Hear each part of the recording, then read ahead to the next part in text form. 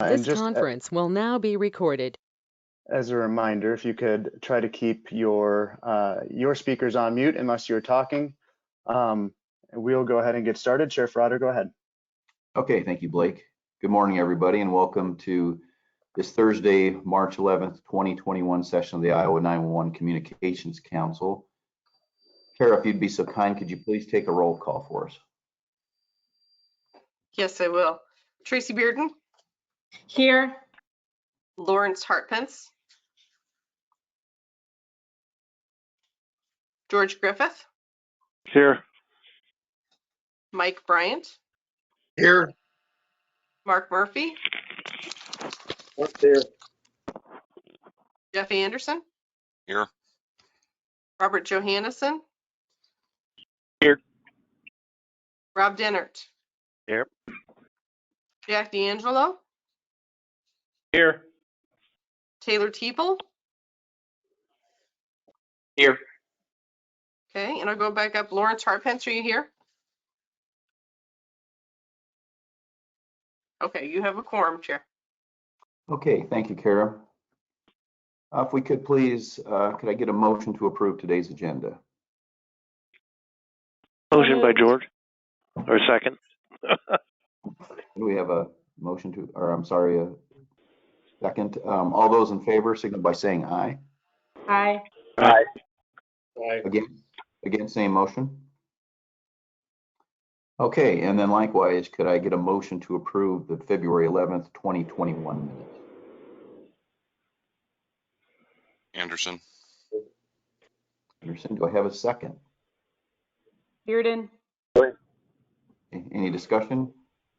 All those in favor signal by saying aye. Aye. Aye. Again, same sign. And that passes. Blake, could we have a report, please?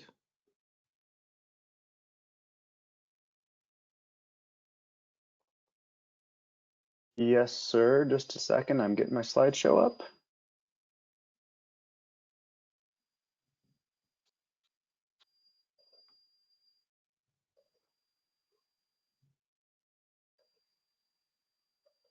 Maybe.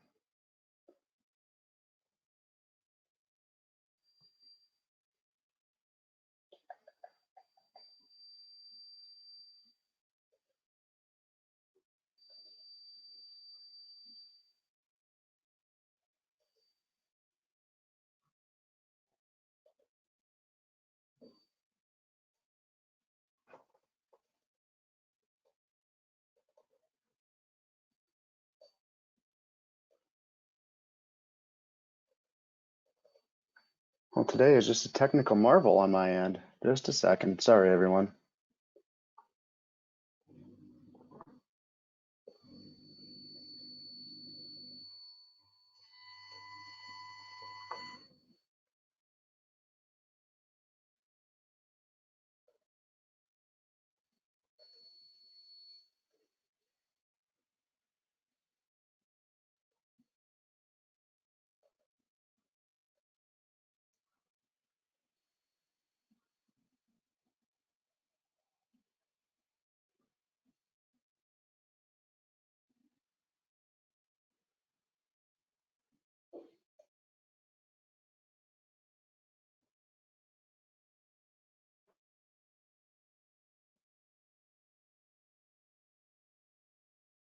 All right, hopefully we can pull this off without any further delays. Again, sorry about that.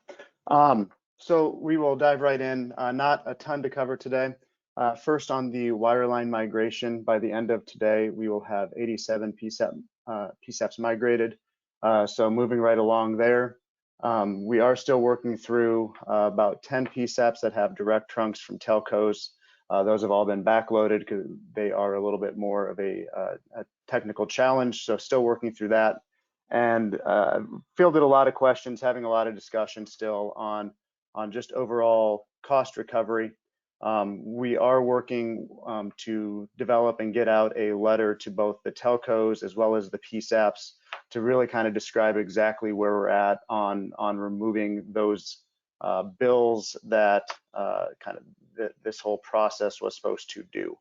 understand that that's been a long process, and that there's a lot of work being done, a lot of conversations being had. So we are going to get out that letter hopefully by the end of next week, and that'll go to the telcos and the PSAPs to really kind of address where we're at, next steps, and everything that's been involved in that process so far.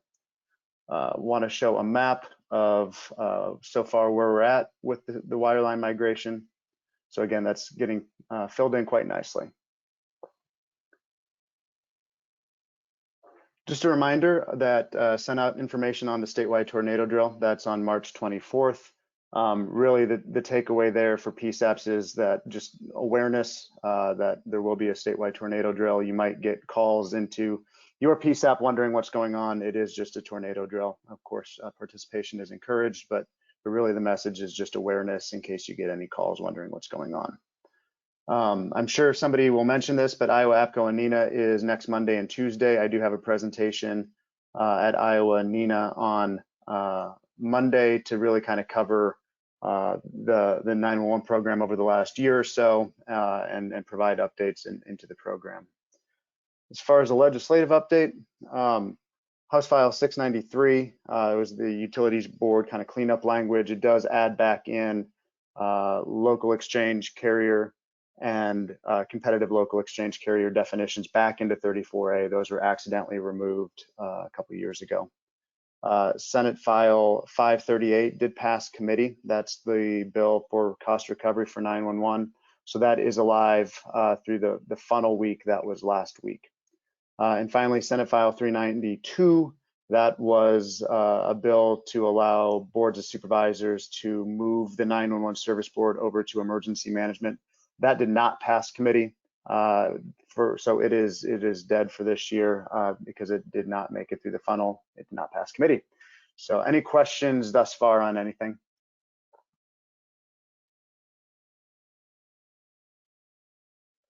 All right, just an update on where we stand with outstanding expenditure collection forms. There are still 3 that we are looking for. Those are due March 31st.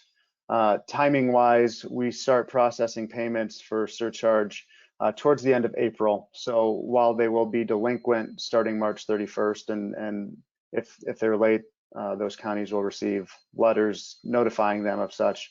The actual payment gets withheld when we process those quarterly payments, and that's towards the end of April. So update on where those stand, and all those counties are well aware of the timing. GIS grant information.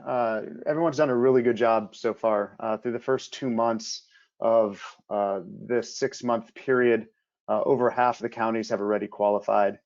In February, there was 20 counties, so total for period 2 is 52 counties have met the benchmarks. Looking again at the possible benchmarks for 2022, really the only thing that changes is the 0 critical errors, and you'll start, and you have seen those on the monthly quality control reports that we send out. And the item there in red is totally an introductory thing. There'll be a significant amount of information and training coming out in the near future. So it really is just kind of wanting to catch your eye at this point. So when you hear about it in the future, it's not the first time. But we will be moving to more of a GIS-based MSAG, GIS based routing. Really kind of starting that process of using the data that everyone has been working towards for the last number of years. So again, there's going to be a lot more to come out on that. Talk about it a little bit at Iowa NENA. We'll have training, we'll have emails. But again, just kind of introducing it at this point, not wanting to get into a lot of technical discussion, just letting you know. So hopefully in the future, it's not the first time you hear about it. The current travel, public education, and training fund, we did receive 1 request. It is the NENA Communications Training Officer training, and Lynn County is hoping to host that if it is approved. That really ends my portion, although I know Lynn Warren from Zetron is on to give us an update on shared services. Are there any questions for me before I turn it over to her?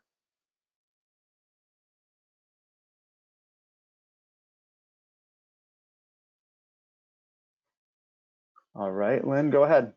All right, thank you. So just a quick update from the Iowa Shared Services. These are the hosted PSAPs that are on the Zetron Max call taking. As far as the dual backhaul retrofits, those are all complete. This means that all live PSAPs have two networks, independent networks between the host and the PSAP, and calls do not need to be alt routed if there's any network maintenance or outages on the primary circuit. So that's great to have behind us. Blake already gave a little update on the Comtech wireline services migrations, but for those PSAPs, again, that are on the Iowa Shared Services, they are all complete except for Pella, will be done on April 1st. We are currently working on Buchanan County deployment. They will be going live on April 7th. And we're also working on disaster recovery truck. The plan is to have a deployment underway. The deployment is underway. The plan is to have it live prior to May 1st. And I have a couple more slides just to give you an overview of what the disaster recovery truck is and how it's going to work. I know this picture here is a bit of a small detailed picture. I don't expect you to see all the detail in it, but just to give you kind of a sense of the truck, and it's going to have 4 workstations in it. These are going to be outfitted with Max call taking that will be on laptops. They will have monitors, wireless keyboards, wireless mice, and a USB headset. You can see where the 4 seats are going to be for that. And they will have networking equipment in a rack, including a wireless connection, FirstNet connection back to the host sites. Next slide, please. How this will work is in case a PSAP facility is going to be unavailable for an extended length of time, let's say a tornado came through and caused some extensive damage, we would be working with Blake and DPS to have the truck driven to a safe location, but within that PSAP boundary. And then the network equipment and the consoles would be brought online. We'd be working with DPS, Raycom, and Blake to bring everything up. And the truck would be staffed with a combination of DPS and local PSAP call takers. So the DPS staff know everything about the truck, and the local PSAP call takers know everything about their area and the usual people that they serve. And then we would arrange for Comtech to route the PSAP calls to the truck. So any call that would be within the boundary that would go to that original PSAP would now automatically be routed to the truck. Once the PSAP facility is back online, calls will be routed back to the local PSAP, and we would power down all the equipment, stow it, and the truck would be moved back to its park location in preparation for the next emergency. Blake, I don't know if there's anything further you want to fill in about this? No, I don't think so, unless there's any questions on that portion.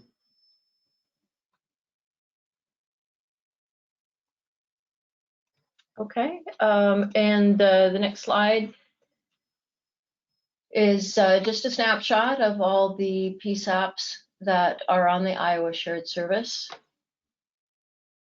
And the next slide. And there is one question, is the request for the truck through emergency management? Yes, I would say that's the best way to go through it. You know, if PSAP's needed and they reach out to me, I would certainly circle back with local emergency management, but I think emergency management at the local level to the state level through the state EOC is probably the best way to deploy that. Yeah, that is an excellent question. We are putting together several quick reference cards, is what we're calling them. There will be cards in the truck that will be for anybody that's going to be working there for a while, explain differences they might see between the truck and their original PSAP. For example, there won't be CAD, there won't be a pre-answer map, and by having the DPS staff there, if let's say the tornado hits a PSAP that's not really familiar with max call taking, we'd still be able to support them with DPS staff who are familiar with it, as well as I said, the combination with the local PSAP. We'll have cards on how to use the Max CT to answer calls. We'll have information that will go out to all the PSAPs for what the process is to put it into service if they need it. So there will be more documentation coming out to everybody. All right, on this last slide, just a reminder, we have a monthly newsletter that we send out to all of the people involved with the Iowa Shared Services Program. And if you're interested in getting a copy of that, just send me an email at lwarren@zetron.com and I'll get you added to the distribution list. And back to you, Blake. All right, thank you. And that actually ends my report as well. So if there's no questions, I will turn it back over to the chair. Okay, Blake, just wondering, I know there's a lot of moving parts when it comes to in-person meetings. Have you heard anything from the state as far as any indication of when they might consider opening these types of meetings back up to in-person meetings? Yeah, and I was actually going to put the SWIC on the spot with that. He did most of the coordination with the venues, and I think that was more of the hindrance. Both venues that we had worked with in the past weren't taking public meetings anymore. So I would need to defer to Chris if he knows anything, because I was also thinking the same thing. Yeah. Okay. This is Chris. I can cover that now if you want. Yeah, certainly. Thanks. Thank you, Mr. Chair. Thank you, Blake. That was actually something I was going to report out on today. With the distribution of various vaccines and some word from some of our federal partners that travel may be opening up sometime in early Q3 of 2021. My plan for tomorrow was to reach out to two of the venues that we had previously used for these meetings to be in person. I think that it's probably relatively safe to say that many of the persons within this group here have already had perhaps a COVID-19 vaccine or may be en route to getting one. And with the new CDC guidance and with some other parts of the state and country opening up, I was going to try to start that conversation tomorrow with the venues we've gone to previously. So that's basically the spot on that. I know it's kind of a non-answer, but I think we're at a good spot where we can really start pursuing that so we can get back to meeting in person again. And I would just add, at least from the 911 Council perspective, we would continue to have some sort of virtual presence, if it's GoToMeeting, if it's a live stream, whatever the case may be. For those still uncomfortable with traveling, and I think it works well for winter weather and a lot of other things. So I think while it might go primarily back to in-person, I think we'd still have the option to at least view or watch electronically as well. Okay, gentlemen, thank you for that update. Moving on, we did mention that we do have a training fund request for NENA CTO course out of Lynn County for $10,000. Do we have anybody from Lynn County or NENA who would like to speak on that? My name is Mandy Bieber. I'm with Lynn County and I can speak to that. Very, very good. Please do. Sure. So the NENA CTO class is a 3-day class that provides high quality training program for the training officer in the communication center. The cost of the class, if you pay for it per person, is $399 per person if you're a NENA member, and it's $550 per person if you're a non-member. For the class, there's a minimum of 18 and a maximum of 30. But NENA also offers an outright purchase of the class, which is $10,000. And then you can have a max of 30 participants, which saves about $2,500 to $6,500 if you're at the max participant level. I did send out emails to the Eastern Iowa Supervisors Group, did get a lot of response, so I'm thinking we would definitely meet the minimum and maximum numbers there. The good thing about the CTO class that's offered by NENA is not only do your participants get to go and get the training, but then they are also sent back home with a flash drive full of software and forms that they can use back at the agency. So when we have sent people previously, and I did just send one person, she had to go clear over by Chicago. And then the next one that is offered is clear in Colorado Springs, Colorado. And I have some people that I would like to get through, and I know there's other Iowa agencies that have people that they would like to get through this class without having to send them out of state. But they get probably anywhere between 40 and 50 documents that they can bring back home and manipulate to their own purposes back at their agency. And so what we're looking for is the $10,000 for the outright purchase of the class. Lynn County is willing to host and follow all of the guidelines needed. And we would be looking at late spring, early summer to host this class. Okay, do we have any questions? This is Robbie. I do have a question that I addressed to Blake. I know the board or the council had talked about doing the 90-10. Now, given this is a NENA sponsored class, is there any bearing on that, or can you discuss that, Blake? Yeah, a little bit, and I think we probably should have some discussion. I'm not sure where everyone is on this. I pulled up the policy, and the way we ended up phrasing it, beginning of the fiscal year when we put this in place, was the 10% cost share will not be required for APCO, NENA, or the Iowa Law Enforcement Academy.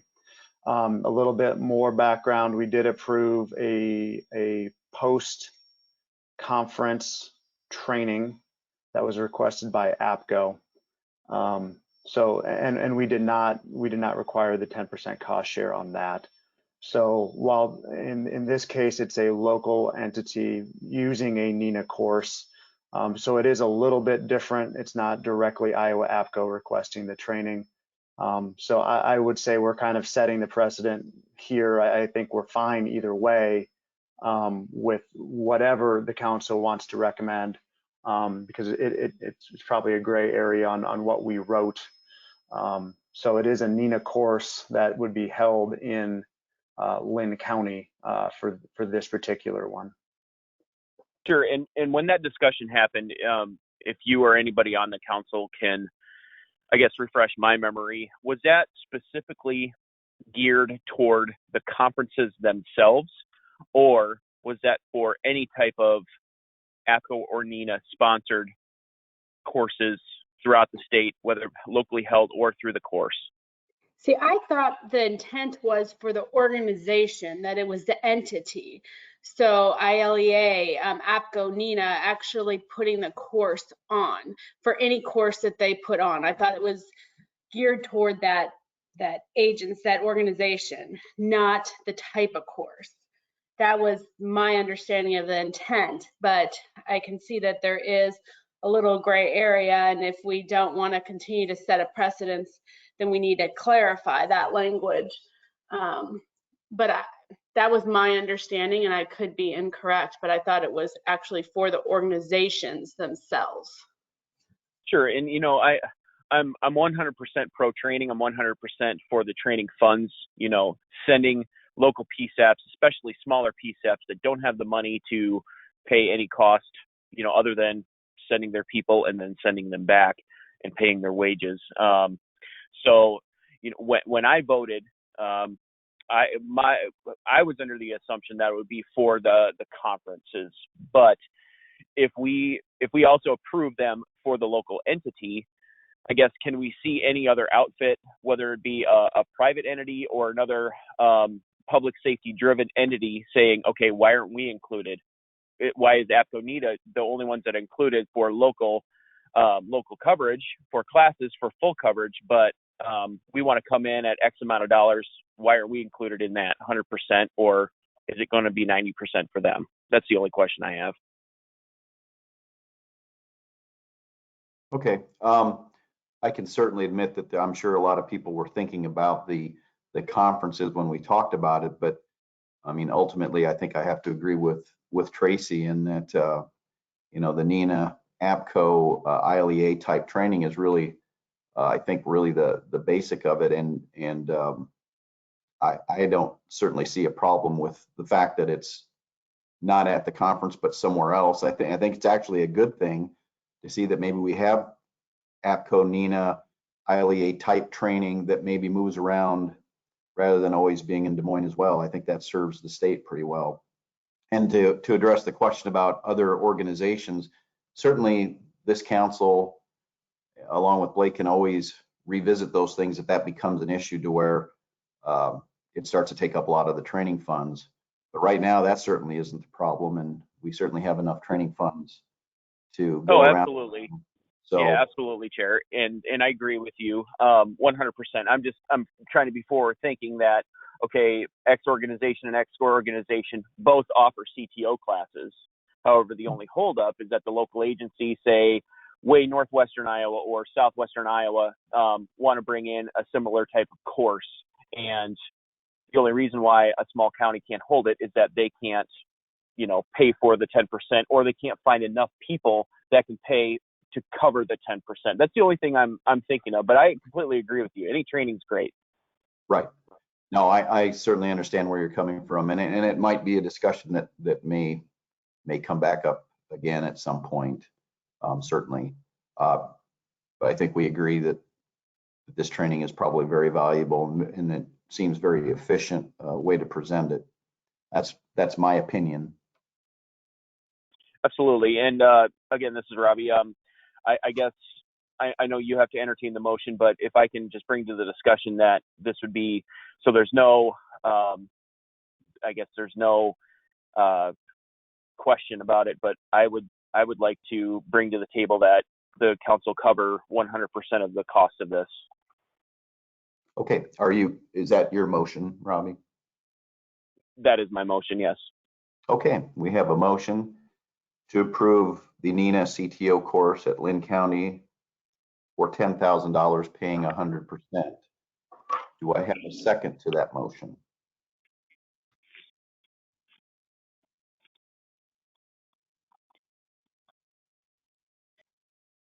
Okay, I'm not hearing a second. Is there further discussion that someone wants to make?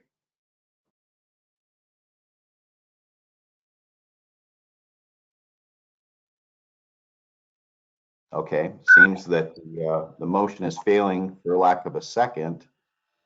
Does anybody have an alternate motion they would like to present?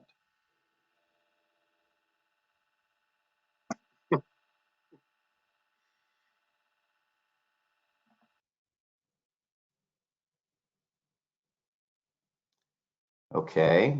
I'll second the motion, Chair.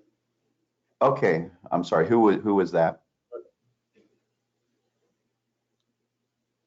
I'm sorry, I didn't catch who was making the It's second. Mark Murphy. Okay, Mark. Okay, we have a motion, we have a second. Any further discussion? Okay, all those in favor signal by saying aye. Aye. Aye. Those against, same sign. Okay, and the motion is passed. Okay, do we have any technical advisories?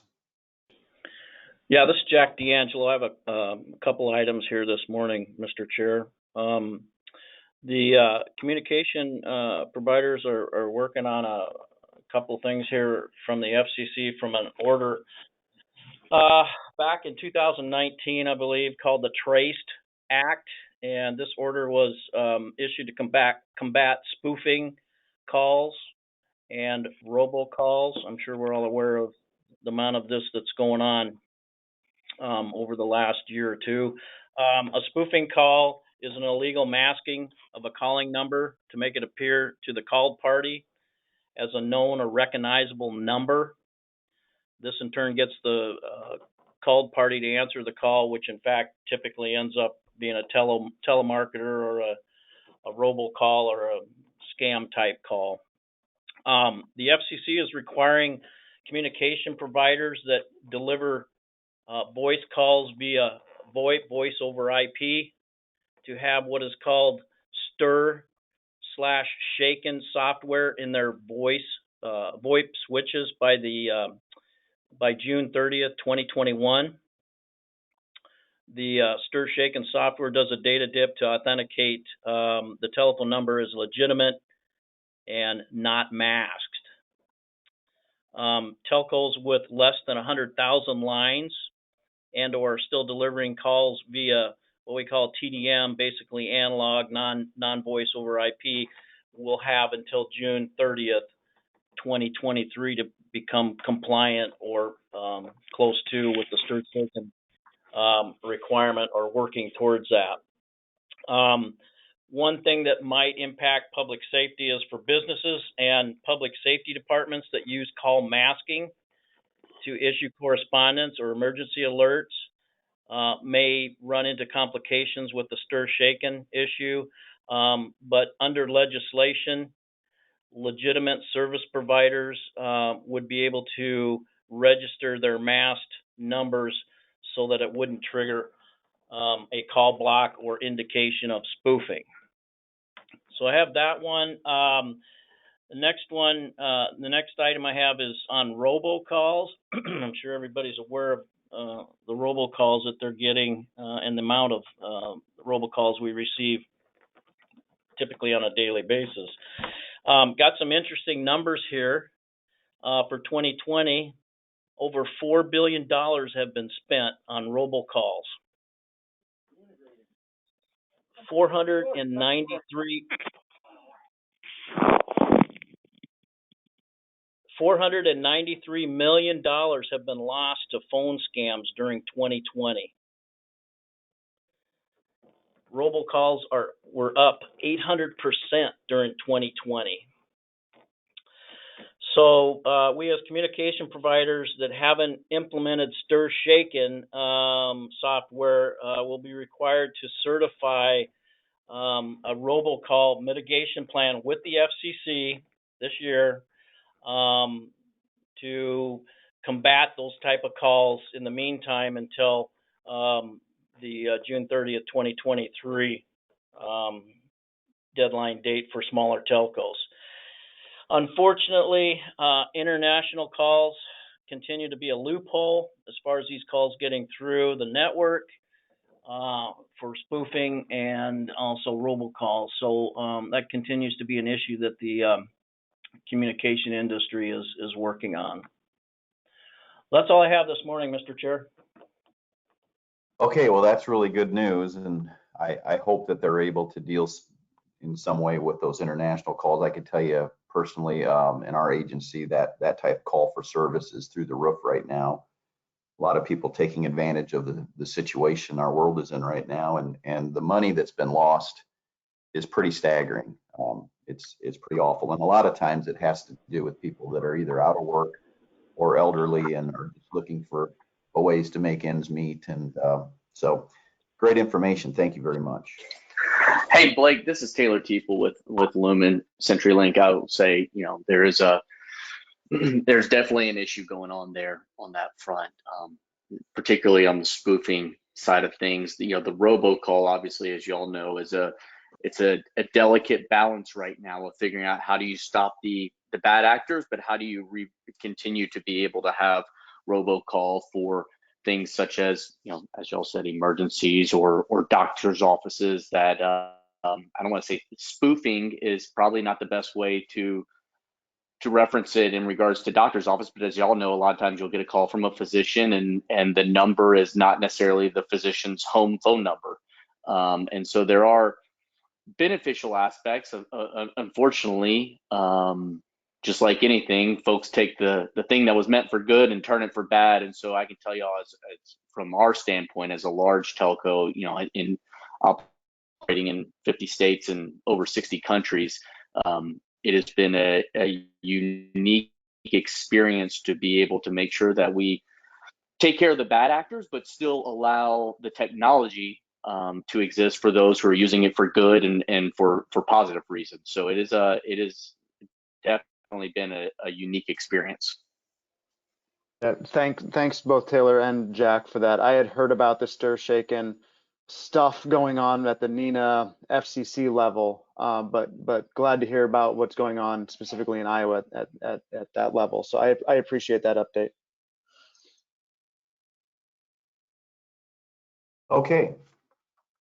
Moving on, can we get an update on Iowa Interoperability Governance Board from Chris Myers, please? Yes, thank you, Mr. Chair, and good morning. Can you hear me okay? I can. All right, thank you, and good morning to the 911 Council. Some updates for you this morning. We'll start off with our TA request from CISA and ICTAP. We have been able to finalize and nail down the details for a state-sponsored CommT course.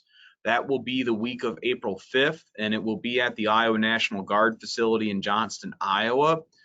We have an online sign-up form available on our JOT form that we typically use for course signups like that. And this training has also been posted on the HSCMD website, and there will be a link in the upcoming newsletter that will go out probably early to mid next week.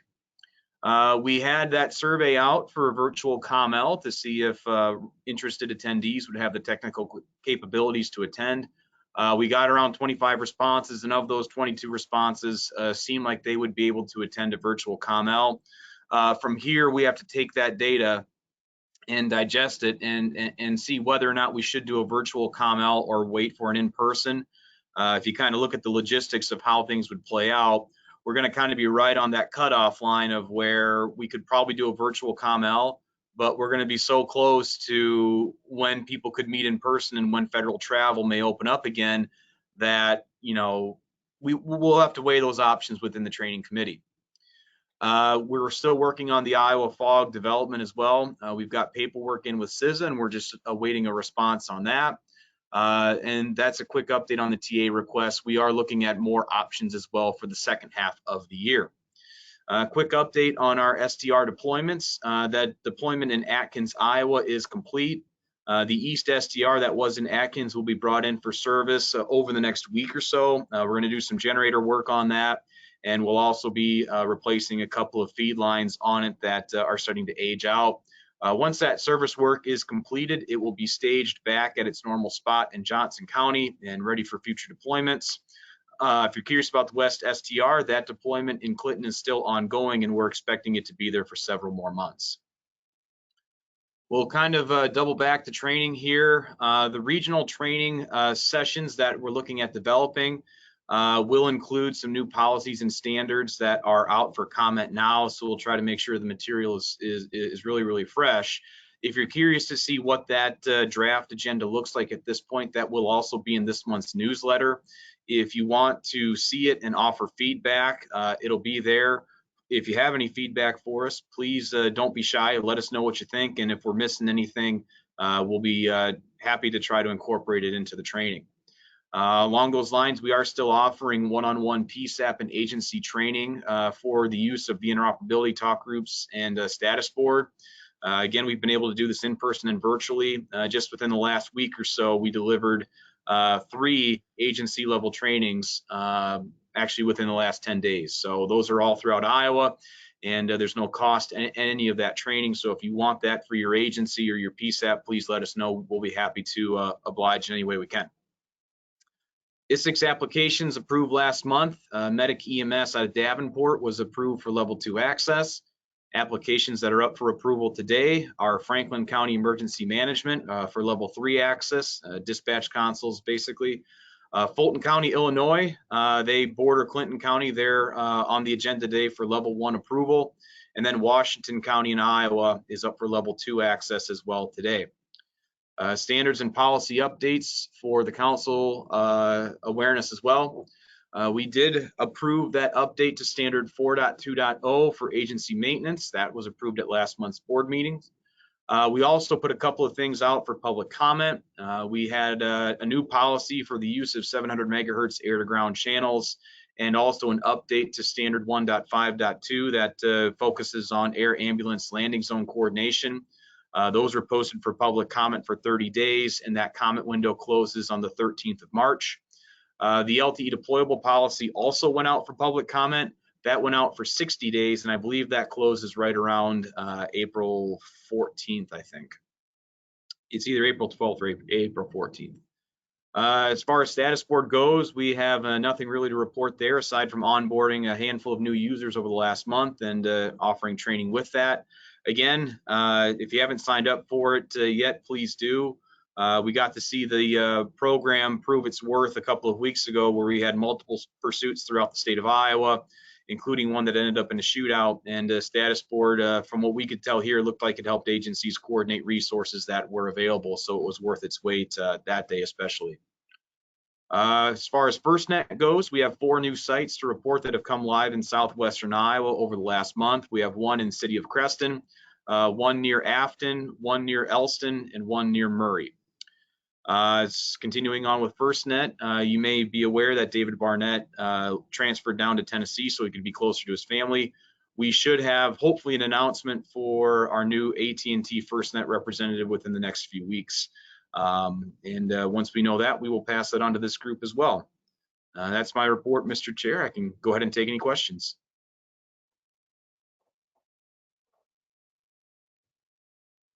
Okay, thank you very much, Chris.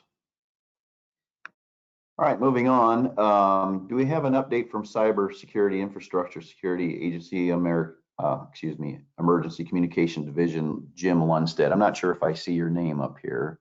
Jim, are you on? Okay, I'm thinking he's not here. So moving on, do we have anything to update on the Chapter 34A Administrative Code Committee? Not at this time, Chair. Thank you. Okay, thank you. I do want to add, though, for the announcement about the Iowa APCO and Iowa NENA, I didn't hear, I could have missed it, but I didn't hear the actual website where you can register. The NENA is on Monday, the APCO is on Tuesday. You go to Iowa IA and then apconena.org to register. So if you just go to that website, you can register for that virtual event. Okay. All right, thank you, Tracy. And do we have any update from the Baseline Knowledge for 911 Communication Professional Committee? Nothing new to add, sir. Okay, thank you. In addition to anything that Blake had presented on legislative issues, are there any other legislative issues that need to be discussed?